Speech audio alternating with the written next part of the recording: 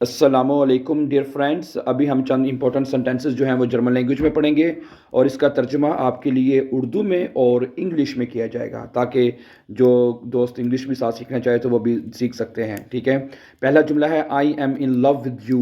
मुझे तुमसे मोहब्बत हो गई है या मैं तुमसे प्यार करता हूँ। ठीक है, इसको डॉच में कहेंगे इश लीबे डिश। इश लीबे डिश, आई लव यू और I am in love with you, मुझे तुमसे मोहब्बत हो गई है। इसी तरह सेंटेंस नंबर 2 देखें, विल यू मैरी मी, क्या तुम मुझसे शादी करोगी।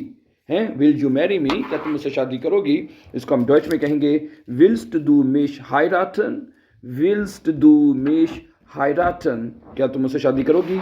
अच्छा, अगला क्या है, डू यू नो, क्या क्या आपको मालूम है, क्या तुम्हें मालूम है। इसको डच में कहेंगे विजन जी।